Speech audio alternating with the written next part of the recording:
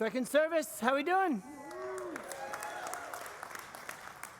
Yes, is it just, it's freezing outside, is it not? This is unpleasant. I could not handle like snowy conditions at all. Hey, it's so good to be with you. Hey, before we dive into this morning's content, I just want to kind of celebrate you all and your generosity. February, our For project, a way that we were just sort of partnering with other local nonprofits to make a difference. We chose Young Lives. They work with teen moms.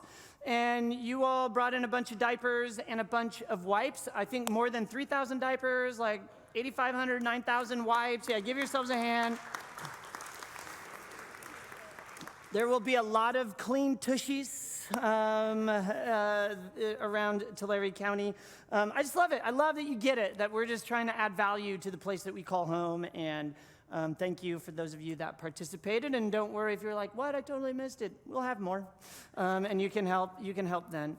Hey, so last year, my wife and I had a really incredible experience being able to sort of follow at least some of the footsteps of a very early Christian influencer who's become to be known as the Apostle Paul. So we got to kind of follow where he went on mainland Italy and mainland Greece. And it's just fascinating. And I really wanted to prepare, I wanted to get the most out of this trip. And so I kind of dove all in because I'm fascinated by the world that Christianity grew from, right? Christianity just didn't show up and, everybody kind of knew about Jesus and it was, that's not how it happened. In fact, Christianity showed up in the first century onto the world stage in the middle of a time when the whole world essentially is being ruled by the Roman Empire. But culture was a bit more of a mashup. It was both Roman and Greek. Maybe you've heard that phrase Greco-Roman before. Well, Greco-Roman is just the way of talking about sort of the mashup between Roman and Greek cultures, and that was the dominant culture pretty much anywhere in the world. That you'd bump into a Greco-Roman sort of society. And that's how, Christianity sort of got its start in the middle of all of that. And so we really understand the root of our faith when we understand the world that it came from. And so one of the things I did before the trip is because we were going to go to mainland Greece, I really got into Greek mythology for a minute. Because who doesn't love Percy Jackson, right? And his now TV series on Disney Plus I saw. And I didn't just see Alice and I, we watched every episode. So, great Greek mythology show, and books. But I started reading about Greek mythology. I even listened to a college course on Greek mythology. Not that I took much in, but I was on the car driving around, and so. And one, you know this. You know as well as I do that Greek mythology is just filled with all kinds of really fascinating people and creatures, right? There's gods and goddesses and heroes and mythical creatures and, of course, monsters, right? Greek mythology is just filled with monsters. And there's one monster that I am most fascinated with. He's considered the father of all monsters. This is the monster you do not want under your bed as a kid. His name is Typhon. Now, what made Typhon so terrifying is that he was kind of a combination of a couple of things. He was really considered a twin terror. He was the only monster that was also God. So he was part God, part monster. And everybody was pretty much freaked out by him. He was actually one of the primordial gods. Now, if you know anything about Greek mythology, there's like kind of the second coolest generation of Greek gods and goddesses. Those are the ones we know about, Zeus and Athena and Poseidon and all those guys. But before them, sort of the first generation, they're considered these primordial gods and goddesses. And that's what Typhon was. And Typhon his parents were Gaia, who is essentially Mother Earth, Mother Nature, and Tartarus. And Tartarus is he's kind of a dark dude. He oversaw like the darkest, deepest pit of the underworld, and it's kind of where they threw everybody who was wicked, kind of a thing. And Tartarus was sort of in charge of that space. And so they got together and they had a kid named Typhon who became this terrifying god monster, so terrifying and so big that he was actually thought that he was so big that his head would touch the stars, right? And his torso was that of a man, but his legs were like coils of vipers. His head actually was like 100 snake heads who didn't just hiss, but they had all sorts of different animal voices that would come out of these, right? So just this really terrible, like red glowing eyes that just, freaks you out. All of that stuff, that's Typhon. And he was considered so mighty and he was considered so powerful that the only opponent that could possibly defy him was Zeus, right? And now Typhon and Zeus, actually in Greek mythology, they have all kinds of battles together because Typhon wants what Zeus has, rule over the universe. But ultimately, there is sort of a let's decide this once and for all kind of battle between Typhon and Zeus, and they go at it, and the battle was so intense, we're told that felt like the world was going to break in two. Earthquakes, tsunamis, all sorts of things were happening when Typhon and Zeus got together. But eventually, Zeus wins. Zeus triumphs because he places 100 lightning bolts into Typhon's head with all the different snake heads and all of that, ultimately defeating Typhon. But he doesn't die. He's actually just cast down into the pits of what's called Tartarus, named after his Typhon's dad. And he's sealed away for all time underneath the ground somewhere. And we know he's under there. Here's what Greek mythology tells us. We know that Typhon is down there somewhere because when he gets mad, when he has a fit of rage down there, that's when volcanoes erupt. That's sort of the origin of why we have volcanoes. And here's why I love Typhon. I'll just tell you why I love Typhon. Not only is he the biggest, baddest monster out there, and he's the origin story of volcanoes, but it just reminds me that here's this twin terror sitting beneath the earth, ready to sort of tear our world apart, if you will. That story reminds me of another twin terror that lies beneath not the earth, but lies beneath our hearts, seeking to actually tear our hearts apart, creating chaos and robbing us of the good life that Jesus promises us. Typhon, the twin terror monster of Greek mythology, greed and envy are the twin terrors lying beneath our hearts, looking to rip our hearts apart and keeping us from the good life Jesus promises. Greed and envy, certainly more subtle than a volcano eruption, but still just as destructive, I think. Now, if you're just joining us, we are wrapping up this teaching series that we're calling Nothing to Lose. And here's the big idea for the teaching series. We've just repeated this for the last 3 weeks, and I'm going to repeat it one more time, because this is what we're trying to get at. When we grasp our life through the lens of Jesus, we realize there's everything to gain and nothing to lose by trying to live like Jesus, by trying on Jesus' ethic of love as our sort of North Star in terms of our decision-making and how we operate, how we see ourselves, how we understand our relationships, all of that. When we begin to grasp the essence of who we are and this world and all of it through the lens of Jesus, we've got, all of a sudden now we're in this sort of nothing-to-lose mindset. What do we got to lose to try on the ethic of love and just give it a try? We already know what our lives look like when we decide not to do the love thing and chaos ensues. So why not just try loving everybody? And we said it's not easy. And it's easy to sort of say, yeah, we just want to see the world through the eyes of Jesus and everything will be great. We've got to do some things to get there. And we've sort of been making the case for the last couple of weeks that the way that we see the world through the eyes of Jesus requires us to kind of practice two things. Practice contentment and generosity, right? To be content with what you have and to be generous with what you have. That contentment and generosity are sort of the building blocks to putting on the Jesus lenses that allow us to sort of see the world in a completely different way through the ethic of love, right? But the problem is, and this is just for every single one of us in the room, even though we'll never say that, we'd never kind of name ourselves as greedy, we'd never name ourselves as envy. But still, what's true, the human experience, what's true for every one of us in this room, is that greed and envy really are this twin terror lying right underneath the surface, who are seeking to rip our lives apart and keep us from the good life that Jesus promised, and keep us from ever seeing the world and ourselves through the lens of Jesus. And they're sort of at battle all the time. Contentment and generosity are sort of at war all the time with greed and envy. It's sort of like Zeus and Typhon. We've got greed and envy, and contentment and generosity. And greed and envy serve as the blinders that lead us to believe, really, I think, two lies.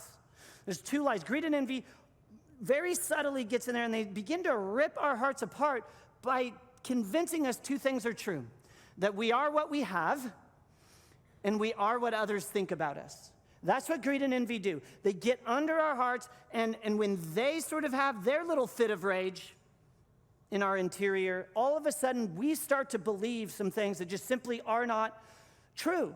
Here's what's not true about you. You are way more than what you have, and you are way more than what others think about you. And from a Christian perspective, from a Jesus perspective, you are simply, this is the truth. You are loved and have everything you need in Jesus. That's what's true. That's what drives, if you're here and you're a Jesus person, and if you're here and you're not a Jesus person, this is the truth that drives Jesus people. I'm loved, and I have everything I need in Jesus. That Jesus is simply enough, right? But greed and envy, they get in there, and they convince us there's no way.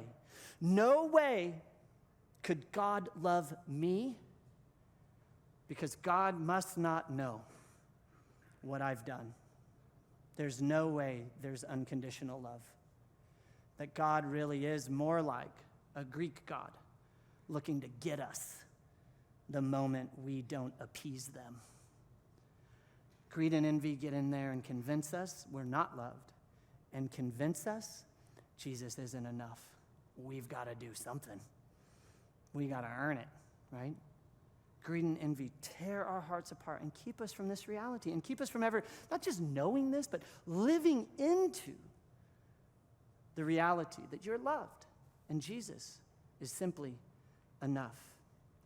Now, I just want to quickly kind of get real punchy and just sort of define greed and envy for us. And I think there's all sorts of little kind of angles and different ways we can look at this. And so we're going to do that just really, really quickly. And here's we'll just go through them. Greed is about having more. Envy is about being more.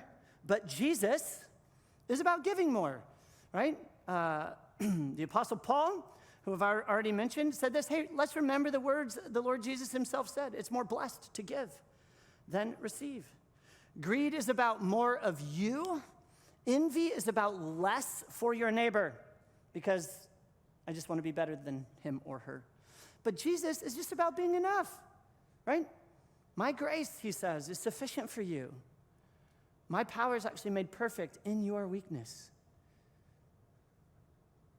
We go on, right? Greed delights in your good fortune. Envy delights in your neighbor's misfortune. I mean, you're actually a terrible person, right? I mean, when you're like, I'm kind of glad that happened, they deserve it, right? If you've ever thought that, that's kind of horrible. And I have thought that. Jesus, though, he delights when we don't make it about ourselves. Again, the Apostle Paul, no one should seek their own good, but the good of others, right? Here, greed is about stuff. Envy is about status. Jesus, however, is about serving. You, my brothers and sisters, are called to be free. But don't use your freedom to indulge. Rather, serve one another humbly in love. And I think we've got one more. Greed drives us to compare ourselves to others. Envy drives us to compete with others. Jesus drives us to love others. My favorite passage in the whole of the library we call the Bible. The only thing that counts is faith expressing itself through love. You want to know what counts? Love. That's what counts. Greed, this insatiable desire for more than you need. Envy, this incurable fear that others have it better than you. Greed, driven by desire. Envy, driven by fear, by feelings of insecurity, by feelings of inferiority. Greed, we compare. Envy, we compete. And comparison and competition rips our heart apart. And it keeps us from ever being who Jesus made us to be. It keeps us from ever sort of grabbing on to the purposes that Jesus has for our lives. Greed and envy are the twin terrors robbing us of becoming who we were meant to be. Now, I know that's hard to believe because we'd never, ever, ever, ever call ourselves greedy, or we'd never, ever, ever say that we're envious. But we live in a culture. We've grown up, most of us, in a culture that actually thrives on greed and envy, actually thrives on the competition between you and I. Our economy keeps growing because we can't stop comparing. We, all of us, struggle with greed and envy. They sit right under our heart. And when there's a little fit of rage, it's not a volcanic eruption. It just rips our heart in two, and it keeps us from ever being all we were meant to be. And so here's the question. What do we do about it? I mean, what do we do about greed and envy? Is there an antidote? Zeus had his lightning bolts. What do we have? And unfortunately, the thing that we have, our lightning bolt, is the one thing you never, ever, ever want to hear a pastor talk about. Generosity. Right? Zeus had 100 lightning bolts to take down the twin terror that is Typhon. You and I have generosity to take down the twin terror of greed and envy. And so for just the few moments that we have together, I'd like to just maybe answer the question, then what is? If that's true, if generosity is sort of our lightning bolt, our weapon against greed and envy, that'll keep our heart together. I mean, if generosity is that, then what is generosity?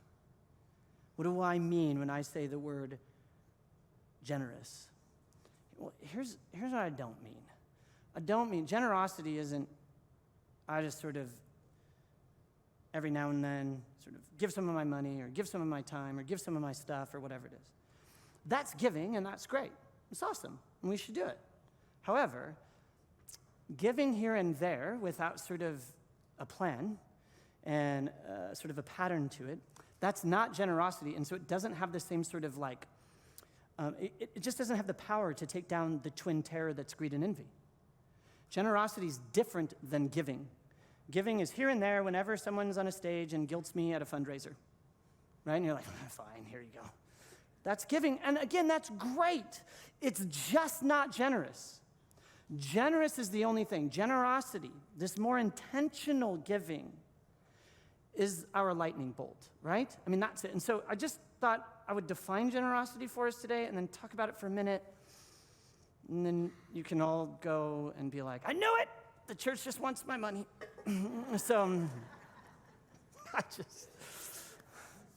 So here's the definition. It's not my definition, but it's the best definition I've ever come across.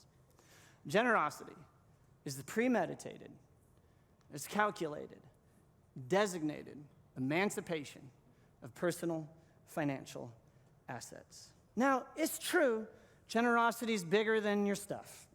You should be and can be generous with your relationships. You should be and can be generous with your time.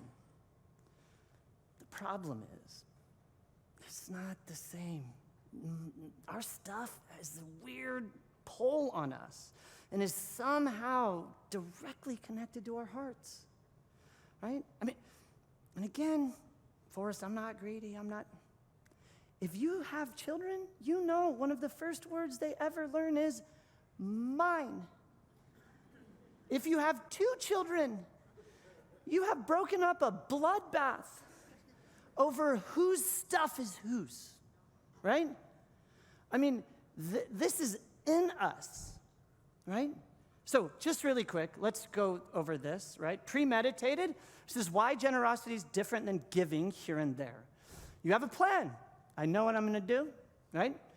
And this plan is calculated. I already know how much I'm going to give, no matter what picture or video that guy puts on the screen. I already know. It's designated, right? You have a plan that knows how much and where it's going, right? You know where it's going to go. You already know where you're going to give to. And then emancipation. It's just this, all that is. It's just open-handed posture, right? Listen, and that might be the most important thing, this emancipation. And I'll tell you why, at least from a Jesus perspective. From a Jesus perspective, there's this idea that greed and envy we become possessed by our possessions, right? They sort of have this weird pull on us. And I think historic sort of Jesus teaching has been, that's not great because it's not your stuff in the first place. You're not the possessor, right? None of what you have is yours anyway. From a Christian perspective, it actually all belongs to Jesus. We talked about this a couple weeks ago when we talked about stewardship or management, right? That's all we ever are. We're just managers of Jesus' stuff, and our kind of attitude or heart towards it is, okay, here's the stuff I have. What would Jesus do with my stuff or his stuff if he were here instead of me, right? What would he do, right? And so that's generous people, we just sort of understand that it's not my stuff. So what would Jesus do with his stuff if he were me, right? Because it's his anyway, right? When we free our stuff, when we free our money, we're freeing ourselves from that stuff. And honest, this is not about income at all. You can be really greedy and have a really small net worth. You can be really envious and have everything, right? It's not about that at all. This is just simply about your heart, your attitude, your soul, if you will, right? It's about overcoming greed and envy, these twin terrors lurking beneath the surface of your heart, and living out the best version of you. So generosity, it's not tied to your income. It's tied to your heart. And again, we do have to learn it because we're kind of born knowing, that's mine. We're kind of born knowing, if you come after what's mine, I'll come after you, right? This is not a way to live. This isn't even a Christian thing. This is just not a good way to operate. Mine. And if you come after me, I'll get you. I mean, that's not a good human. That's just not a good way to operate. Money's not bad. Having lots of money, not bad. Great. Awesome. Here's the issue. Money can absolutely add meaning to your life. No question about it. But money is not the meaning of your life, right? Money is a means, 100%. Money or our stuff is never the end, right? We make our stuff, we make our money meaningful when it becomes a means, not the end, right? Does that make sense? If our money is just the means, great. If your money is like the whole thing, When your money becomes a means rather than the end, you actually begin to view all of that you have as a tool. As a tool. Oh, I can use this, actually, right? And that's when now all of a sudden we're holding the lightning bolts. We're holding that antidote to greed and envy in our lives, and we're now sort of keeping them at bay. It sort of opens up a new world. We put on the Jesus lens, and now all of a sudden I'm loved and I have enough in this Jesus, so whatever. And now I can actually sort of step in and live into the best version of myself.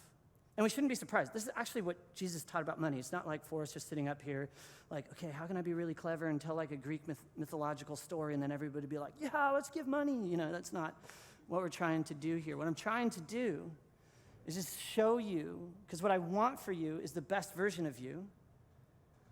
I don't want your money. I want the best version of you. And this is what Jesus taught about money. So this is Jesus, not me. He just made up a story one day talking to a bunch of people. It's a really weird story, but we'll just walk through it and see what we can learn. And here's the story Jesus told. So there was a rich man whose manager was accused of wasting his possessions. So a rich guy's got a manager doing all of his business. Super normal in the ancient world. There's typically somebody that had the money, but they didn't really want to be bothered by the dealings and dealing with the people and exchanging money and all of that. So they usually would use servants or slaves or whatever to go out and sort of manage all of their work while they went, and just kind of hung out. And so that's what's happening here. And then the story goes on. So the manager said to himself, what shall I do now? My master's going to take away my job. So, right, the master's kind of figured out my manager's kind of robbing me blind. And so now the manager's like, oh, great, I'm losing my job. What am I going to do? I'm not strong enough to dig. I don't want to be just have a normal job. And I'm too ashamed to beg. So what am I going to do? Right? And this is what's happening. This manager, this kind of dishonest, shady manager, right, who's been kind of robbing the master blind, here's what he's saying. He's like, I'm about to lose my job. What can I do to take care of myself before I actually lose my job so that I don't lose everything? So he calls everybody up, right? He calls everybody up and he says, listen, I've got a little bit of time and I got a little bit of opportunity, and I want to leverage that little bit of time and little bit of opportunity to make the most so that I'm not kind of out on the streets. And so here's what he says. So I know what I'll do. This is the shady, dishonest manager. When I lose my job here, people will welcome me into their houses because here's what I'm going to do. So he called each one of his master's debtors. He asked the first, how much do you owe my master? 900 gallons of olive oil. He replied. The manager told him, and take your bill and quickly just make it $450. We're good. Now again, the master doesn't really know because the manager's the one kind of out there handling all the business. So he's calling all these guys in and saying, you know what, 900, that seems a little steep. Let's make it $450. But he does it again. He calls in another guy. There we go. And he asked the second, hey, how much do you owe? Oh, I owe 1,000 bushels of wheat. Oh, well, take your bill and make it 800. Again, this guy's going, I've got a little bit of time. I got a little bit of opportunity. I want to leverage that, right? And so I'm going to do right, or what appears to be right, but is shady and dishonest, by these guys that owe my boss money, so that when I lose my job, I'll be like, hey, I scratched your back. How about you reciprocate? How about you scratch my back, right? Hey, I did right by you. He's trying to set up a situation where people will be like, you know what, that is very gracious. You know what can I do for you? And I think this shady manager's like, well, I'm going to take you up on that offer way sooner than you might think, right? And so now Jesus has everybody right where he wants them because he's like, everybody's just so mad at this manager, right? Oh my gosh, this guy's so shady. This guy's so dishonest. I can't even believe this. This manager should not just fire him. I mean, he should string him up, right? I mean, this is it. And then Jesus is about to totally flip the tables on everybody who's listening to this story. Got a shady manager who's been found out. Well, the master actually finds out about what he's doing. The master then commended. Good on you, bud. The dishonest manager because he acted shrewdly. What? So that everyone in the crowd that's hearing Jesus is like, string that guy up. And then Jesus is like, yeah, but the master was like, I was more clever than I thought you were. Well done, buddy. Good job. And everybody sitting there has to be like, what are you talking about? Jesus, this is the worst story ever. You should not be commending that guy. And Jesus is like, hey, the manager's like, you know what? You had a little bit of time, you had a little bit of opportunity, and you leveraged that to secure your future. Yes, at my expense, but man, that was fairly clever. Jesus goes on. Starts to sort of tell the purpose of the story. So the manager commended the dishonest the master commended the dishonest manager because he had acted shrewdly. And here's Jesus saying, and here's why. For the people of this world are more shrewd, they're more clever in dealing with their own kind than are the people of the light. Now, here's what I think Jesus is saying. He's saying, listen, for the people who think all we've got is this life, for the people who think there's nothing that's going to happen after this life, like you die and that's it, Jesus is saying, well, yeah, they're better at being shrewd and clever. They're figuring it out. They're hustling, right? Because what else have they got? This is it. They've just got to think about securing their future and keeping themselves alive until they die. And Jesus is like, yeah, that's, the people of the light, people who know there's something beyond the grave. Jesus says, they operate a little differently. And then here's how Jesus wraps it up.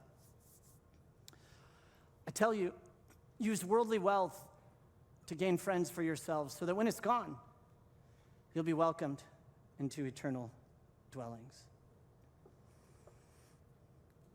Jesus is saying, I want you to use your wealth, your possessions, in such a way that when you die, when this life is over, and you step into eternity, there will actually be people there who will welcome you because their lives were changed by your generosity. Jesus sees your money as a tool. We ask, what am I going to have to show for it? Jesus asks, who will you have to show for it? And here's what I love about Neighborhood Church. I love that so many of you get this. You get it, right?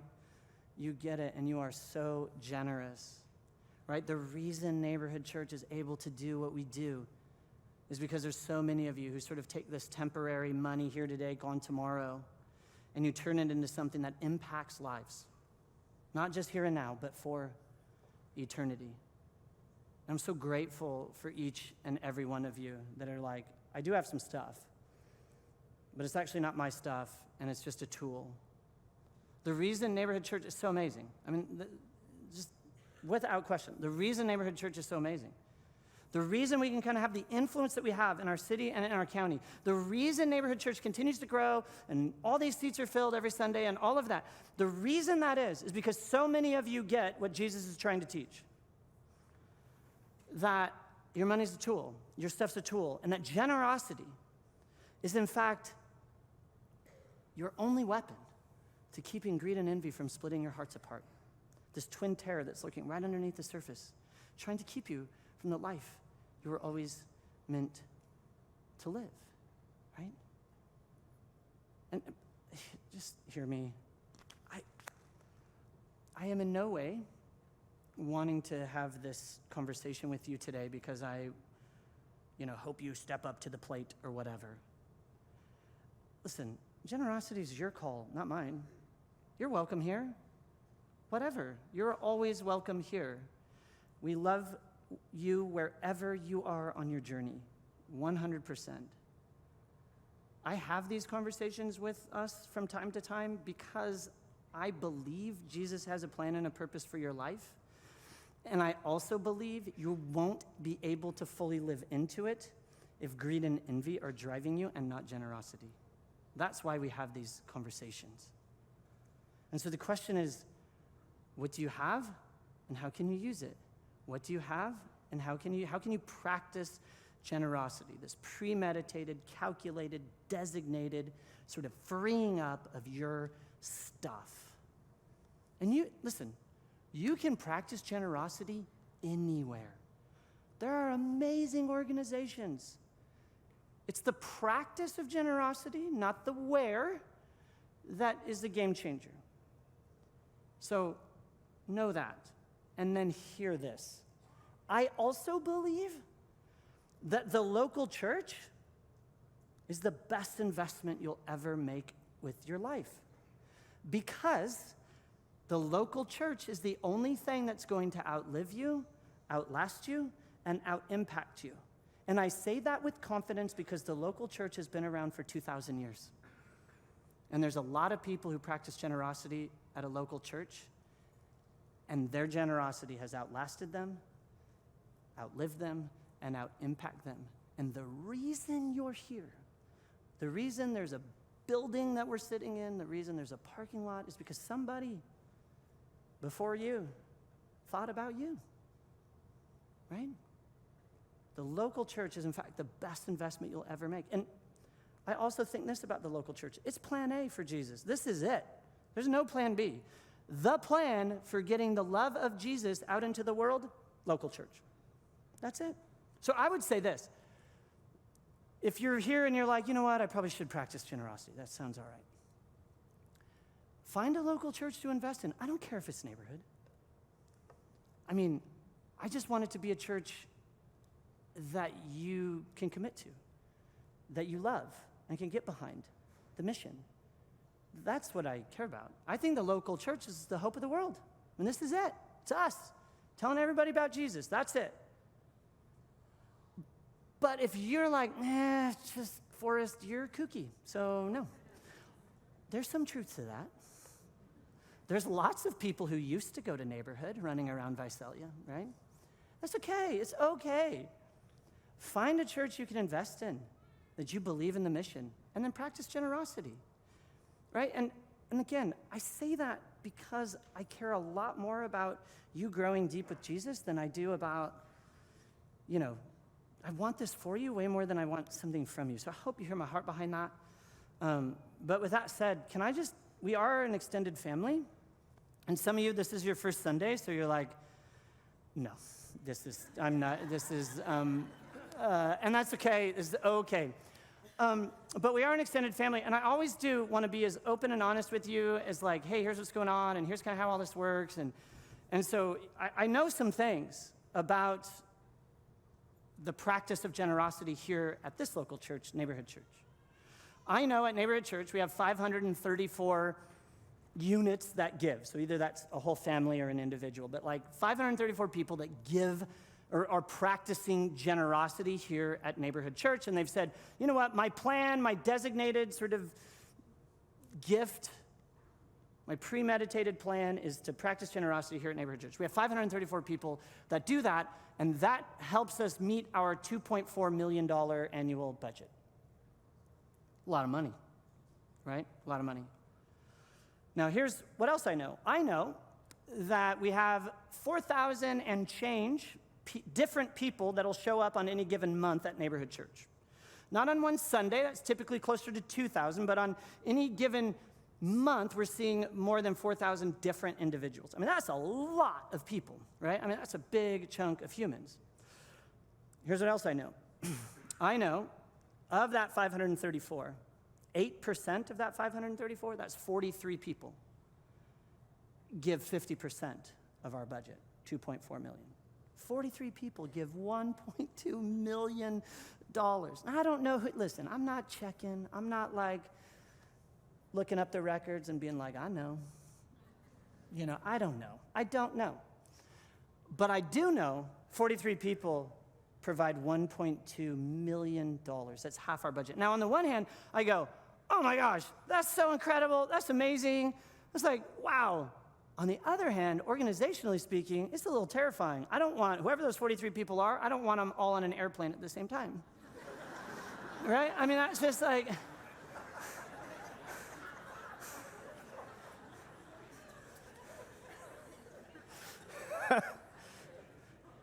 But really, right? I mean, I don't know what to tell you. Like,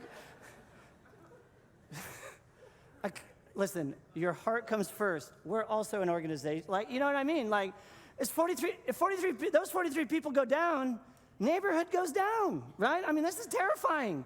And so 534 of the 4,000 plus, but then it's like actually 43 people that are really like driving this thing. And so here's what this tells me. It tells me collectively as a family, an extended spiritual family, we probably could grow in our capacity of practicing generosity. That's it. That's all I think that tells us.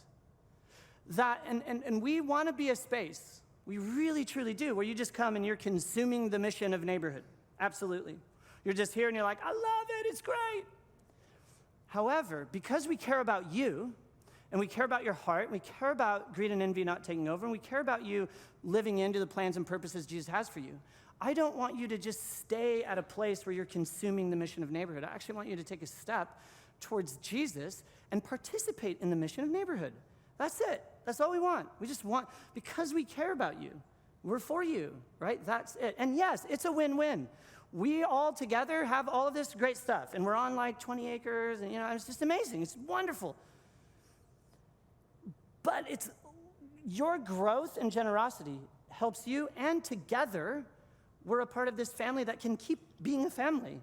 We can keep the lights on. We can keep kind of doing amazing things in the city. So yeah, I mean, don't hear me out. I'm not trying to over-spiritualize this. I think it is primarily a spiritual issue, but it's also just a practical issue, right? And so hear me. I'm not strong-arming you. I'm not pressuring you. I'm wanting to be honest with you. That primarily I want you to practice generosity because it frees your heart. It does. I want you to defeat greed and envy. I want you to have a lightning bolt.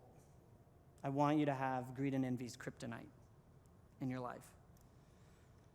That's the best reason you should practice generosity, not anything I said. That's why you should practice generosity. It's just a spiritual habit that sits right at the heart of what it means to live like Jesus. It just is. And together, when we're sort of in this together, we're just able to do more. We're able to grow our influence and get out and be Jesus' plan A out in the world. I mean, it's just how it works. And honestly, I'll just be really honest with you. Your predictable generosity is the thing that allows us to be predictably great as a church. It just is. So, with that said, I know you guys are like, you're killing me. And, so I'll say this. 534 people practice generosity at Neighborhood Church.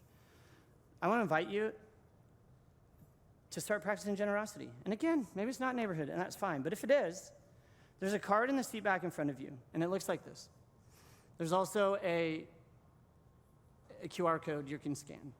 And the only reason I have this card, and there's like kind of a ladder, and if you've noticed, our artwork in all this series has been a ladder. It's because of this ladder. So maybe you've never practiced generosity here at Neighborhood, and you're like, you know what, Forrest, I'll do it. Or, no, I have been, but it's more like whatever I have in my pocket as I walk out, but I'd rather be consistent. So I want to buy into that sort of, premeditated, calculated, all of that. And so I'm going to just, whatever it is, a set amount. Just be consistent with that. I'm going to do it online, automatically come out, bank account, $50 a month or whatever it is.